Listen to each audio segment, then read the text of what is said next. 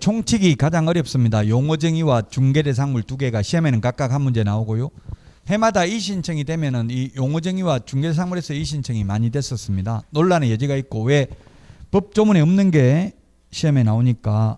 자, 65페이지 그 제4절 중개상물 보면은 법조문에 있는 거는 간단하게 이렇게 돼 있잖아요. 이게 끝이거든요. 65페이지 맨 밑에 있는 게 법 시행령, 이게 끝이라고요. 중개상물은 시험에는 반드시 출제된다. 중개대상물.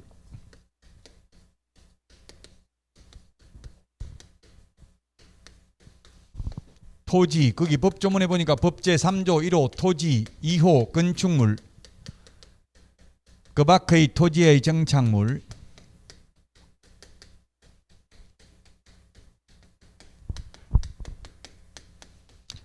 그 법조문에 있는 그대로를 적고 있습니다. 그 밖에 대통령령으로 정하는 재산권 및 물건입니다.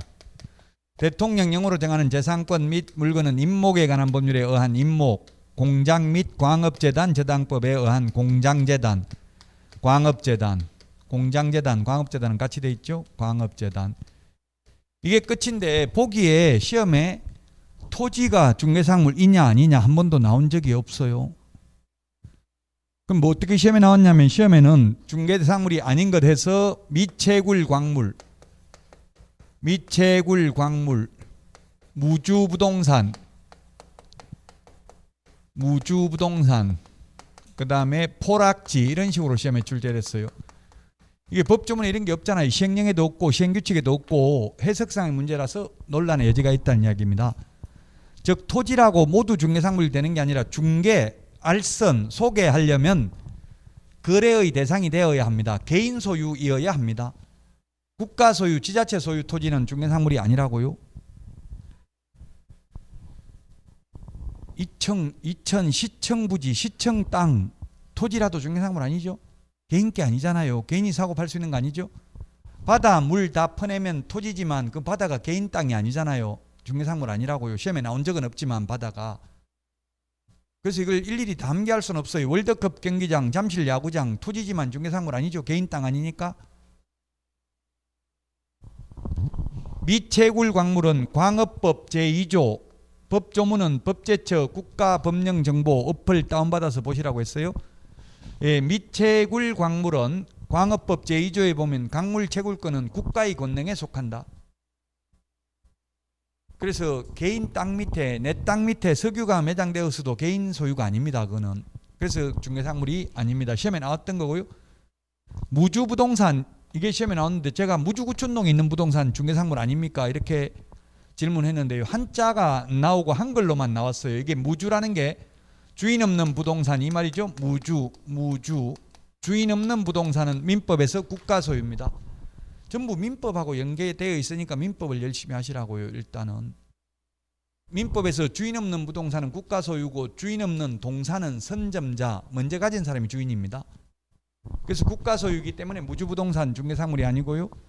포락지라는 것은 뭐냐면 포락, 떨어질 낙자입니다. 토지가 떨어져 나가서 물속에 잠겨가지고 사건, 개인의 권리가 소멸된 토지를 포락지라고 합니다.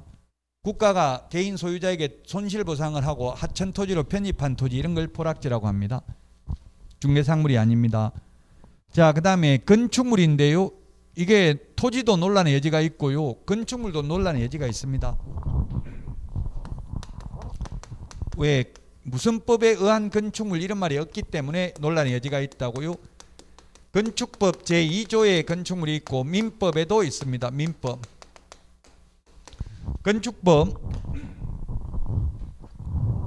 건축법 제2조의 건축물이란 지붕과 벽 또는 기둥이 있는 것 이렇게 되어 있습니다. 벽 또는 기둥이 있는 것이라고 되어 있고요. 민법은 민법 99조 1항에 보면 토지 및 그 정착물을 부동산이라 한다. 2항에 보면 부동산 이외의 물건을 동산이라 한다. 이렇게 되어 있습니다.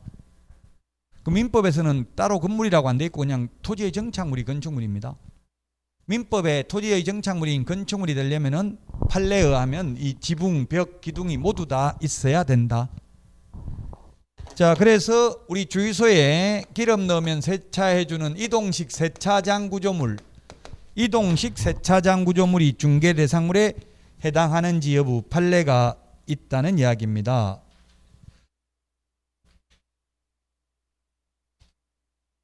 이동식 세차장 구조물 판례가 있는데, 이 이동식 세차장 구조물은 72페이지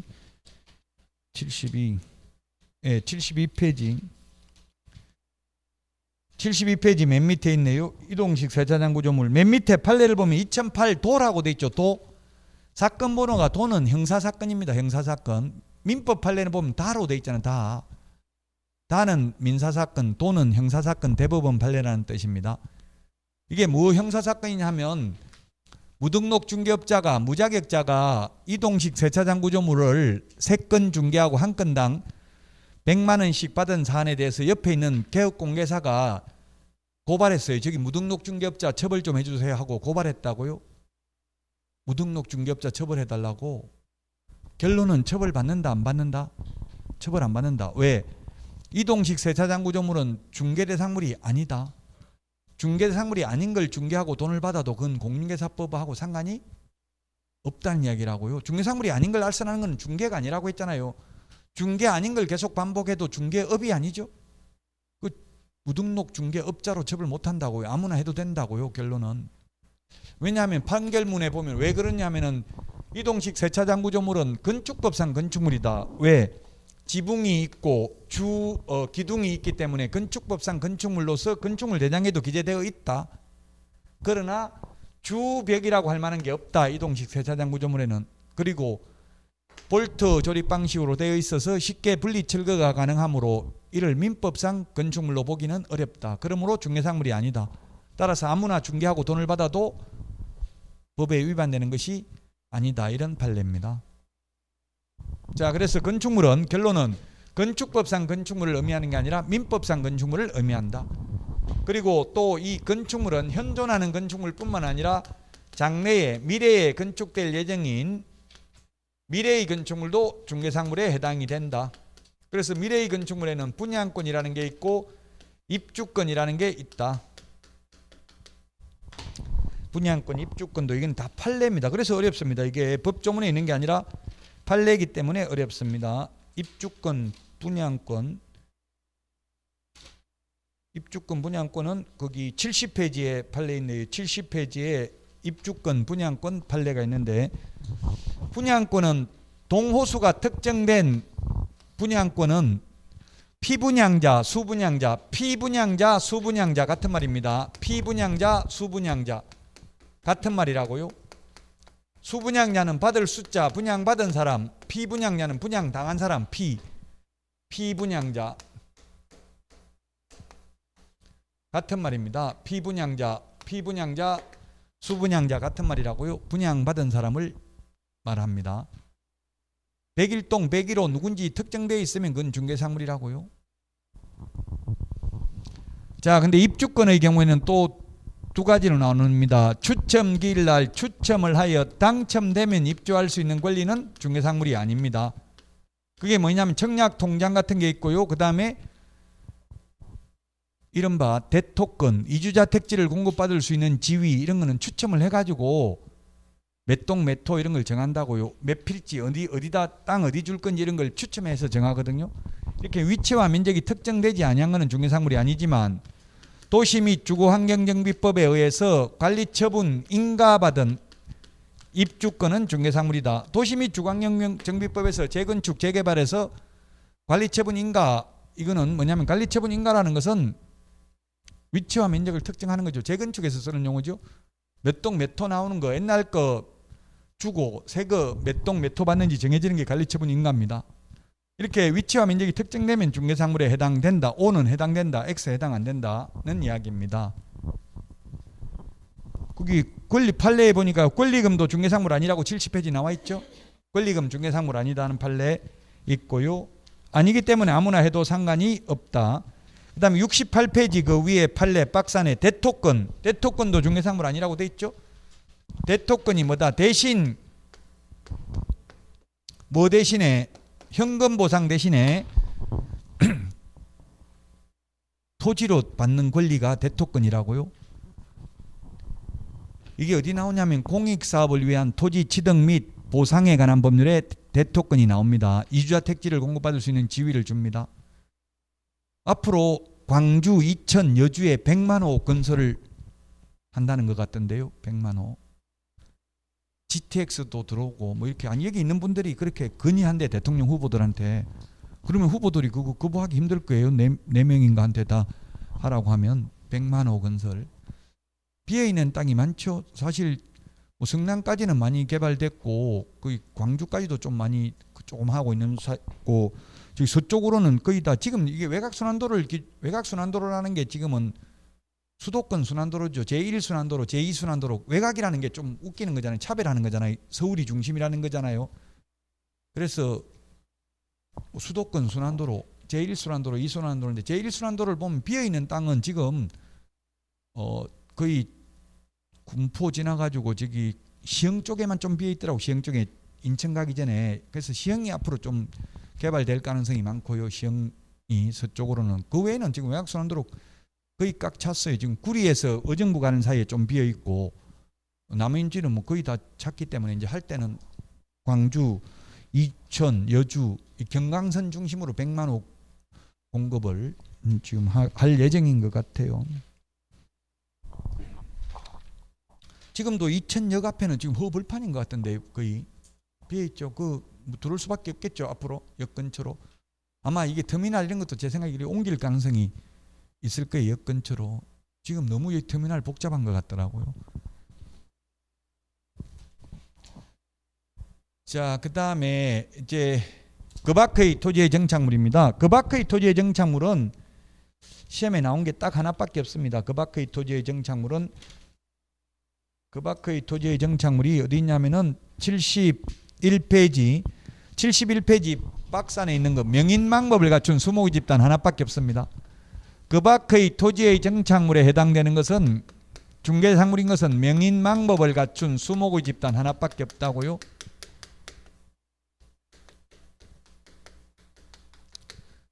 명인망법을 갖춘 농작물은 중개상물 아닙니다. 명인망법을 갖춘 농작물은 중개상물 아니고요. 명인망법을 갖춘 수목의 집단입니다. 그냥 명인망법이라는 말 없이 그냥 수목 집단도 중개상물 아닙니다. 이거는 제가 볼 때는 뭐 해석을 잘못한 건데 어쨌든 시험에 2번 출제를 했습니다.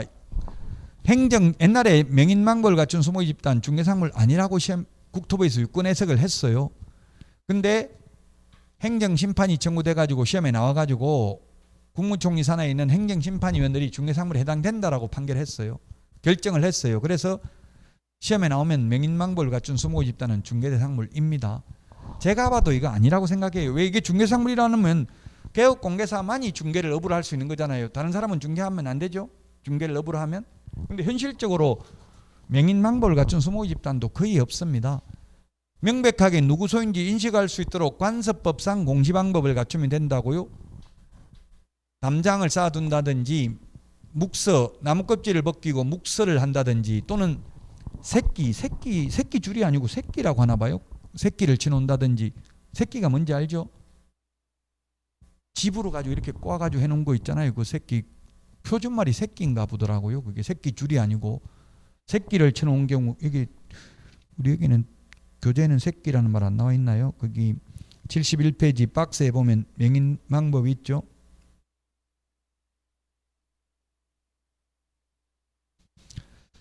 어쨌든 누구 소유인지 명백하게 인식할 수 있도록 표시를 하면 중개상물이다. 결론은 그냥 그렇게 기억하면 됩니다.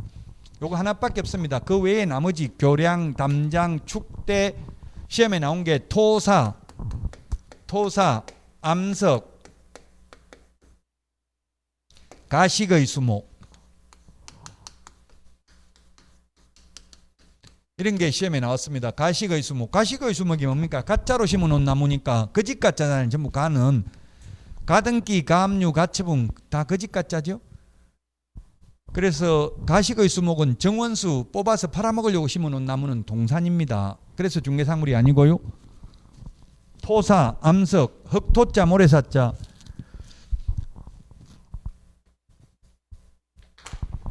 저기 여주보에 가면 지금도 모래 쌓여 있죠. 논바닥에. 그 모래는 중개상물 아니니까 아무나 중개해도 된다고요. 중개를 업으로 해도 된다고요. 암석, 바위암자, 돌석자, 화강암 캐가지고 팔아먹는 거 중개하는 거 아무나 해도 된다고. 중개상물 아니니까.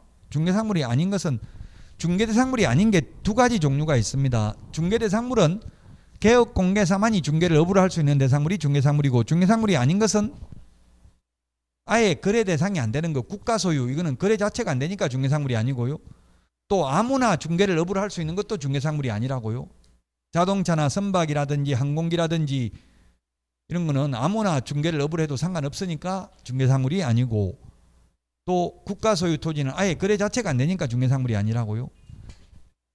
개업공개사만이 중개를 업으로 할 수 있는 게 중개상물이다. 토지, 건축물이 시험에 많이 나옵니다. 임목, 공장재단, 광업재단 요 세 개는 소유권과 저당권의 객체가 됩니다. 소유권과 저당권의 객체가 된다. 명인망법을 갖춘 수목의 집단, 임목은 등기된 나무가 임목입니다. 둘 다 소유권의 객체가 되고 둘 다 중개 대상물이 된다는 점은 똑같습니다. 임목이나 명인망법을 갖춘 수목의 집단이나. 다만 임목은 저당권의 객체가 될 수 있는데 명인망법을 갖춘 수목의 집단은 저당권의 객체가 될 수 없다는 점이 차이점입니다. 저당권은 등기를 요소로 한다 이런 말 있죠. 민법 시험에 저당권이 많이 나옵니까? 전세권이 많이 나옵니까? 민법 시험에서. 민법에 물권법이 14문제 나오잖아요. 8개 물권 중에서 질권 제외하고 나머지 14문제 나오죠. 7개에서. 그럼 전세권하고 저당권하고 뭐가 많이 나오냐? 잘 모르면 현실적으로 전세권 설정 등기를 많이 하냐, 저당권 설정 등기를 많이 하냐, 그걸 보면 돼. 현실적으로 많이 일어나는 게 시험에도 많이 나온다고. 현실적으로 다뤄봐야 되니까. 그래서 뭐가 많이 나와요? 전세권 설정 등기는 저 한 번도 안 해봤어요. 태어나서 이때까지 제가. 근데 저당권 설정 등기는 10번도 넘게 해봤는 것 같아요. 집 사고 집 살 때 거의 융자 다 받잖아요. 80% 이상은. 융자 받으면 은행에 담보 잡고 건저당 설정하죠.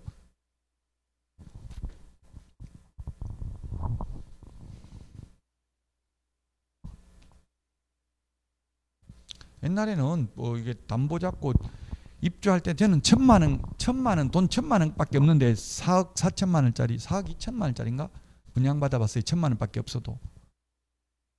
진짜 지금 같으면 못하죠. 어려가지고 아무것도 모르고 어리니까 가능하지. 지금은 무서워서 못해요. 그렇게 절대로. 그 계약금이 4천만 원인데 마이너스 통장 2천만 원 대출 받고 또 5천만 원 더 빌리고 해가 4천만 원 계약금 넣고 중도금 다 대출이고 잔금 치를 때 되니까 또 대출 더 해주더라고요. 그 시세가 올라가니까. 그래서 4억 넘게 대출 받고 해봤는데 그 나중에 뭐 좀 더 남겨가지고 팔아도 이자 내고 나니까 남는 게 하나도 없더라고요. 서류상만 남는 거고. 지금 뭐 전문가들은 알 수는 없지만 앞으로 2년간은 10% 정도 하락할 걸로 예상하더라고요. 그 전문가는 부자가 아니기 때문에 그 사람 말 믿을 필요는 없고 어쨌든 그렇게 예측을 많이 하더라고요. 앞으로는 대체로 내려갈 걸로 보더라고요. 계속 올라가진 않아요. 언젠가는 고점에 달하면 풍선이 부풀어 오르면 터질 수밖에 없죠. 계속 팽창하면 터지잖아요. 그래서 언젠가는 또 떨어졌다가 계속 이렇게 떨어졌다 올라갔다 떨어졌다 올라갔다 하면서 우상향하잖아요. 계속 장기적으로 보면 올라가지만 떨어지는 기간이 몇 년이 될지는 알 수 없다는 이야기입니다. 저당권이 중요하다는 이야기입니다. 결론은. 그 다음에 일물 일권주의 예외다. 일물 일권주의 예외다. 일물 일권이라는 게 민법에 하나의 물건에는 하나의 소유권이 있는 게 원칙이라고요. 근데 이거는 예외다. 이 세상에서 요 세 개만 예외입니다. 임목, 나무가 여러 개가 있는데 나무가 여러 개가 있는데 이 임목을 등기를 하게 되면 하나의 물건을 취급합니다. 그 다음에 공장재단, 광업재단도 마찬가지입니다. 공장재단, 광업재단도 일물 일권주의 예외인데 공장 부지만 저당권을 설정하면 담보 가치가 떨어지니까 대출이 많이 안 되니까 건물, 공업 소유권,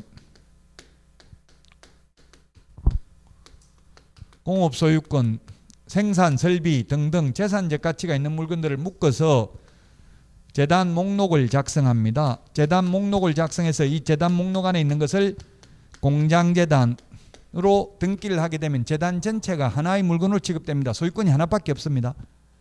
그래서 시험에 나온 게 공장재단의 경우 공장재단에서 분리하여 공업소유권만 중개상물로 이다. X죠. 공업소유권만 따로 떼어내서 팔 수 없다고요. 재단에서 분리해서 건물만 따로 떼어내서 팔 수 없고, 그래서 재단 전체가 하나로서 중개상물이지 재단에서 분리하여 공업소유권만 토지만 건물만 따로 떼어내서 중개상물도 아니고 거래의 대상도 될 수 없다.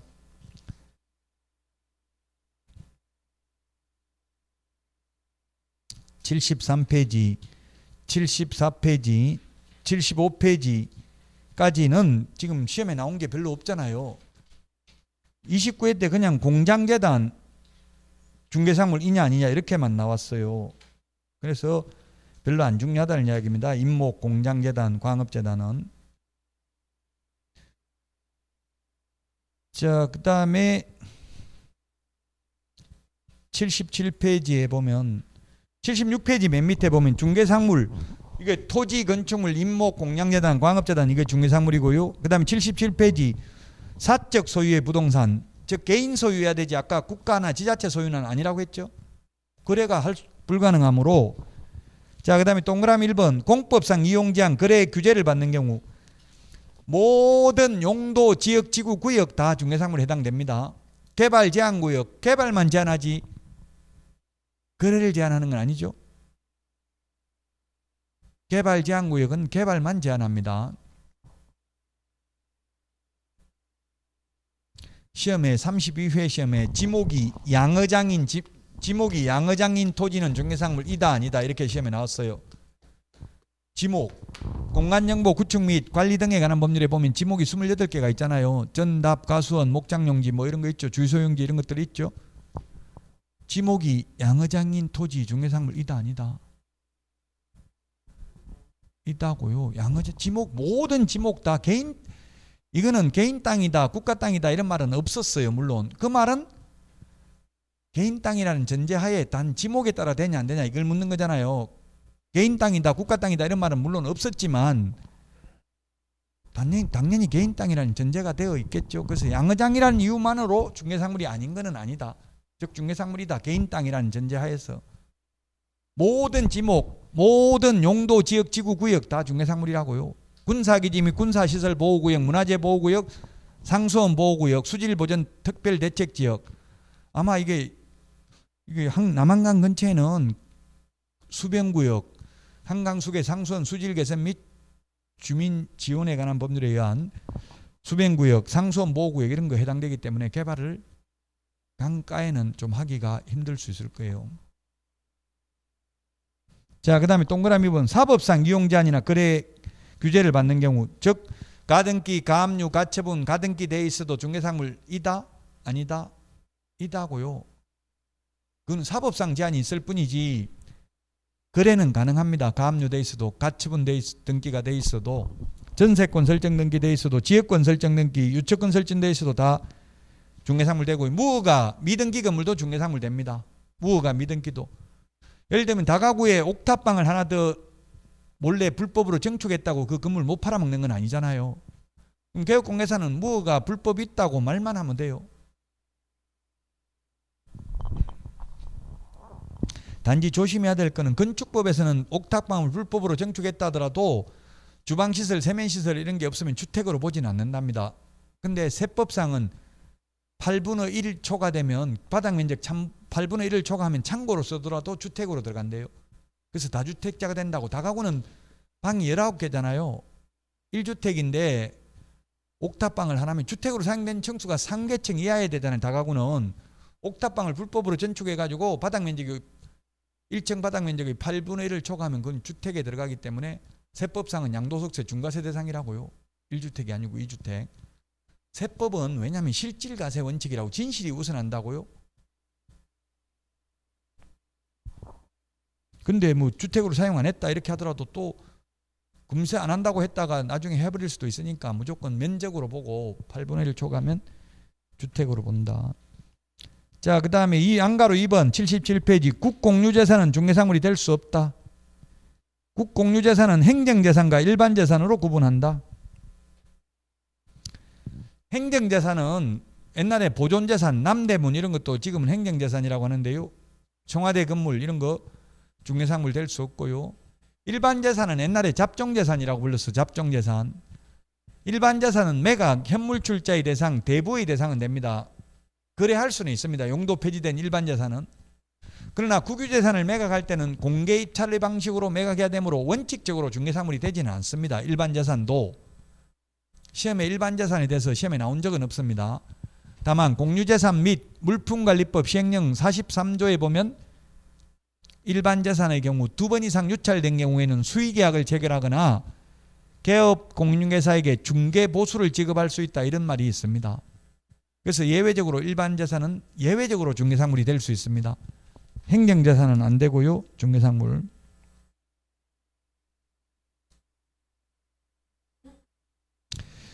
우리 77페이지 맨 밑에 일반재산도 입찰 방식으로 중개인이 게임 여지가 없어 중개상물 될 수 없다고 본다라고 돼 있죠. 찾았습니까? 77페이지 맨 밑에. 시험에 안 나왔기 때문에 이렇게 돼 있는데요. 저는 지금 예외적으로 된다고 했잖아요. 공유재산 및 물품관리법 시행령 43조를 한번 검색해 보세요. 원칙은 안 되지만 예외적으로 2번 이상 유찰된 경우는 가능하다고요. 물론 공유재산 및 물품관리법 시행령에 중개상물이 된다 이렇게 안 돼 있고 중개보수를 지급할 수 있다 이렇게 돼 있어. 중개보수를 지급한다는 건 중개상물이 되니까 보수 지급하는 거죠. 자, 그 다음에 78페이지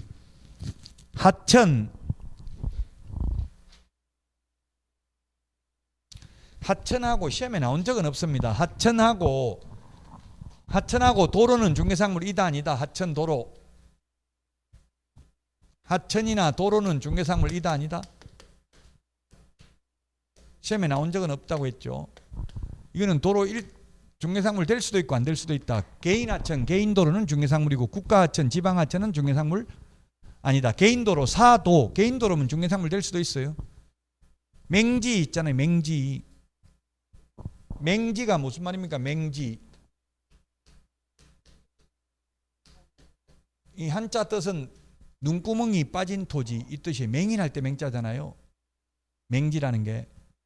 눈구멍이 빠졌으니까 왜 대지는 도로에 2m 이상 접해야 된다 이렇게 돼 있잖아요.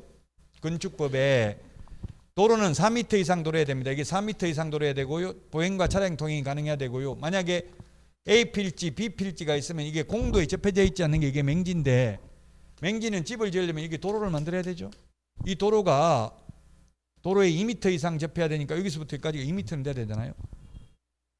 4m 이상의 도로에 접해야 돼요. 이게 도로를 2m 도로를 만들면 이게 사도라고 개인도로잖아요. 이 땅을 분필해가지고 살 수 있잖아요. 이 사람이. 개인도로니까 이런 거는 중개상물이 된다고요. 물론 이 도로만 사는 건 아니겠지만 이거 다 합해서 이렇게 거래가 가능할 거 아니에요. 아니면 이게 통행지역권을 설정할 수도 있겠죠. 통행지역권, 인수지역권 이런 게 있잖아요. 지역권. 시험에는 거의 안 나오죠. 지역권 원래 지역권 설정하는 사람이 거의 없으니까. 차라리 지상권은 설정하는 경우도 있어요. 구분지상권. 여기는 경강선은 지금 다리 위가 아니고 그냥 땅에다가 철길 놔놨죠. 다리 위로 계속 가는 거 아니죠? 위로 가나? 땅으로 가요? 땅으로도 가고 위로도 가고 그래요? 그 춘천 가는 거 이런 거는 거의 다 다리 위로 다 돼 있잖아요. 서울서 춘천 가는 거는 보면 대부분 다리 위로 돼 있는 것 같은데 그런 거는 물어보니까 논 한마디에 30만 원씩 받았다고 하더라고. 그 다리 밑에 있는 논 주인들한테 물어보니까 평생 구분지상권 설정된 거예요. 영원히 그 논을 다 수용한 게 아니고 구분지상권만 설정한 거예요. 그 지료는 논 한마디에 30만 원 받았대요. 그리고 영구무한히 그 다리 지나가고 뭐라고 설득했냐면 이게 철길 생기면 이게 가격 땅값 엄청나게 올라가니까 그러니까 다 동의해 준 거예요. 아무래도 철길 내 다 논 위로 철도 생긴다는데 좋아할 거 아니에요. 철길 생기면 뭔가 더 올라갈 거로 생각하겠죠. 근데 올라가요 안 올라가요? 더 떨어질 수도 있어요. 여기 있는 데는 좋겠지만 여기 아니고 그냥 지나마 가버리면 그거 뭐 아무 쓸모가 없잖아요. 어쨌든 그 구분지상권을 설정한 거라고 거기에 땅에 다 수용한 건 아니고요. 농사 짓고 있잖아요.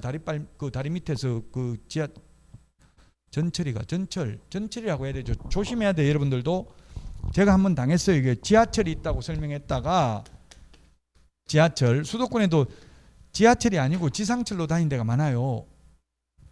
서울도 2호선 같은 거 지상으로 다니는 데 많죠. 구로 쪽에 이런 데는 보면. 근데 지하철이라고 했다가 계약 변심한 거예요. 자기가 변심해 놓고는 사기꾼 너 확인 설명 위반으로 계약 깨겠다. 빨리 계약금 돌려달라고. 매수인이 이렇게 한다고. 매도인은 계약금 받았으니까 돌려주려고 해요, 안 해요? 안 한다고. 그럼 제가 물어내게 생겼어요. 이제 그 확인 설명 잘못했다고. 지하철이 있다고 했는데 이게 지하철이 아니고 지상철이잖아. 왜 지하철이라고 사기치냐 이러더라고요. 자기도 다 봐놓고 제가 설명했는데 차 지나가면 좀 시끄럽습니다 했는데 집에 가서 부부싸움 했나 봐. 시끄러워서 어떻게 살려고 이거 샀냐 이렇게 해가지고 싸워가지고 계약 깨려고 확인 설명 잘못했다고 이렇게 하더라고요. 그 사장님이 여자고 제가 남자였는데 그 남자하고 와서 따지니까 저보고 막 저 실장 저 초짜라서 아무것도 모른다면서 나가서 빨리 물건 하라면서 저보고 막 저한테 수업 들었던 분인데 그분이 그런 식으로 순발력을 발휘하더라고요. 그래서 나가라고 하더라고. 욕하면서 막 혼내면서. 그래서 나가버렸어요. 그러니까 여자분이니까 사장님, 남자 손님이 남자니까 사장님 이렇게 해가지고 어떻게 잘 해니까 나중에 들어오라고 하더라고요. 그래서 그런 거 약간 역할 분담을 해야 돼. 여자와 손님이 와서 그럼 같은 여자끼리 하면 싸움하고 머리채 끝 짓뜯고 이렇게 해야 된다고요. 그럼 남자가 또 옹대하는 게 더 좋을 수도 있어. 서로 그런 게 있더라고. 약간 그걸 어떻게 해결했는지는 모르겠어요. 그 다 해결해가지고 그냥 보냈더라고. 남자분이 그 여자 사장님하고 해가지고 그 다 설명은 다 들었는데 보고 분명히 지하철 지나간다 물론 이렇게 말했어요. 지상철 지나간다 말은 안 하고. 그 확인 설명서에 적을 때 중요하죠. 적을 때 설명보다 적는 게 나중에 증거는 적어 놓는 게 중요하잖아요. 남으니까 그 적을 때 개업공개사가 책임 안 질 걸 잘 적어놔야 돼요. 그런 거 많아요. 예를 들면 조폭들이 룸사롱 인허가 안 나는데 룸사롱 못 하는데 룸사롱 하겠다고 계약해가지고 모르고 개업공개사가 중개했어요. 룸사롱 인허가를 못 받는 거예요. 그러니까 개업공개사 보고 사기쳤다고 인테리어 비용 5억 들어갔다고 내놔라고 막 조폭들 와서 계속 협박하고 이런다고요. 그래서 그런 거는 인허가 사항은 임차인이 책임하에 하면 인허가를 받지 못하더라도 개업공개사의 책임을 묻지 않기로 한다. 이런 거 특약으로 적어 놓는 게 좋아요. 상가 같으면. 룸사롱 이런 거는 처음 할 수가 없잖아요. 처음 하는 사람은 룸사롱 못해요. 한번 해본 사람이 하죠. 대부분. 자기가 더 잘 알고 있으면서 이미 안 되는 장소에 해놓고는 인테리어 하지도 않고 가짜 서류 가져와가지고 영수증 가져와서 이렇게 5억 들어갔다 내놔라 이런다고요. 그럼 반이라도 3억이라도 주면 합의해 주겠다 이런 식으로 협박하고 그래요.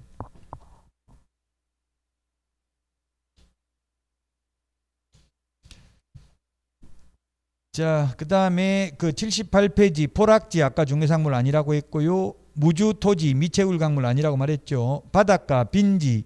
바닷가 빈지가 뭐냐? 만조 수위와 강조 수위, 바닷물 빠졌다 들어왔다 하는 땅 있잖아요. 갯벌 같은 거. 그거는 개인 소유권의 효력이 미치지 않죠. 그래서 중개상물이 아니다. 공도, 국도, 지방도 중개상물이 아니다. 자, 그 다음에 79페이지 법정저당권, 가등기 담보권, 법정지상권, 환매권, 유치권 이런 거 이전할 때는 중개상물 된다. 아까 이야기했죠. 그 다음에 거래의 성질상 중개인이 개입 여지가 없는 것. 법률의 규정에 의해서 권리 변동이 생기는 거는 상속, 경매 이런 거는 그 자체 상속 자체에는 중개 개입 여지가 없죠. 개업공개사가 장남에게 상속 중개해줄게 이렇게 할 여지가 없잖아요.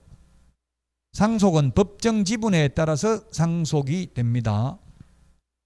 그 유류분이라는 게 있죠. 유류분이라는 게 있는데 이게 이제 사촌들에게 유류분 주는 거는 바꿀 모양이더라고. 저도 그런 것 같아요. 지금 사촌하고 제가 10년 동안 만나본 적이 없거든요. 제 사촌하고 저도 그런데 우리 자식들은 아예 사촌이 누군지도 몰라요. 사실.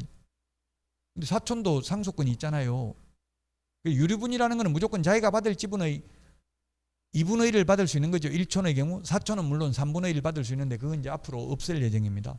그러면 내가 죽으면서 그냥 내 마음대로 어디 기부할 수도 있는 거예요. 기부해도 유류분을 찾아갈 수 있잖아요. 상속인들이.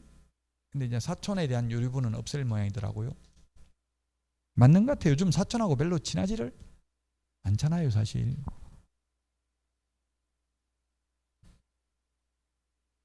분묘기지권 동그라미 2번. 분묘기지권도 이게 뭐냐면 분묘기지권 뒤에 나옵니다만은 묘를 오랫동안 나무 땅에 묘를 써놔도 20년 지나면 분묘기지권이 생겨가지고 땅 주인이 묘 파내라고 못하죠. 근데 분묘기지권은 종손, 장손, 장남에게 전속되는 권리예요. 차남은 분묘기지권을 가질 수가 없어요. 그래서 차남한테 분묘기지권 중개해줄게 이렇게 할 여지가 없다고요. 종손에게 전속되는 권리이기 때문에. 점유권 동그라미 3번. 점유권이 32회도 시험에 나왔는데, 점유권은 본권의 유무를 떠나서 물건을 사실상 지배하는 그 자체에 성립하는 물건으로 일반적으로 권리의 성질상 점유 자체는 중개상 권리가 된다고 볼 수 없다. 가지고 있는 게 점유권이니까. 질권, 동산 권리 질권이니까 역시 중개상물 아니다. 이런 게 시험에 출제됐었습니다. 자, 81페이지 1번 문제 보겠습니다. 1번 문제. 중개 대상이 될 수 있는 권리 및 중개상물로 틀린 항목이 들어있는 것을 모두 고른 것은 32회 때 무려 이런 게 16문제 나왔습니다. 이렇게 박스형 문제가 40%나 출제돼서 공인중개사법이 작년에 어려웠다고요. 박스형 문제가 너무 많이 나와가지고 평소 때 한 10문제 나왔는데 16문제나 출제됐습니다. 작년에는. 자, 중개상물이 아닌 것. 개인의 공유수면 매립토지. 우리 책이 요게 기억은 좀 논란의 여지가 있습니다. 개인의 공유수면 매립토지 이거 복수정답으로 인정됐습니다. 이러면 논란의 여지가 있어요. 공유수면이라는 거는 바다 이런 거잖아요. 바다 같은 걸 매립한 토지. 이렇게 하니까 이 신청이 어떻게 됐냐면 매립토지가 중개상물 된다는 이야기잖아요. 지금 우리 문제가. 그럼 되면 나도 오늘부터 바다 매립하러 한강 매립하러 가야 되겠다. 다 내 땅 되면 바다 매립하러 가야 되겠다. 이렇게 이의신청을 해가지고 적법 절차에 의해서 공유수면 매립법에 의해서 매립 면허 받아서 중공인가 받은 매립지는 중개상물이고 불법으로 매립하면 중개상물 아니라고요. 기억은 조금 논란의 여지가 있습니다. 니은에 가등기 등 가처분 등기가 돼 있던 가압류가 돼 있던 사법상 제한이 있어도 다 중개상물 된다 했죠. 거래 자체가 불가능한 건 아니니까. 권리금이나 질권은 중개상물 아니라고 했죠.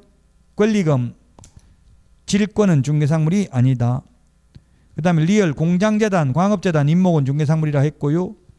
그 다음에 미엄, 특허권은 중개대상물 아닙니다. 특허권. 근데 법정지상권은 밑에 해설에 있는 것처럼 법정지상권 성립에는 이게 법정지상권 성립에는 중개개입 여지가 없고 이전 양도할 때는 중개상권리에 해당된다 했죠. 법률의 규정에 의해서 성립하니까 답은 5번이기는 한데요. 기억이 조금 논란의 여지가 있습니다.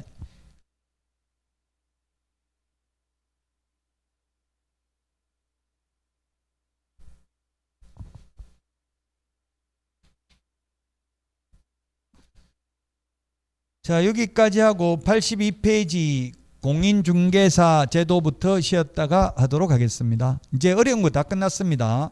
총칙이 논란의 여지가 있다고 이 해석상 시험에는 이렇게 출제되는데 시험에 나온 거와 달리 공유수면 매립지 중개상물 이다 아니다 법조문에는 없잖아요. 그래서 문제라고. 해석상 문제니까 그냥 개인이 사고 팔 수 있으면 중개상물이 되는 거고 개인이 사고 팔 수 없으면 중개상물이 아니고, 그 다음에 또 아무나 중개할 수 있는 것도 중개상물 아니라고. 자동차, 선박, 항공기, 건설기계 이런 것들은 권리금 이런 것 중개상물이 아닙니다. 자, 쉬었다가 82페이지부터 하겠습니다.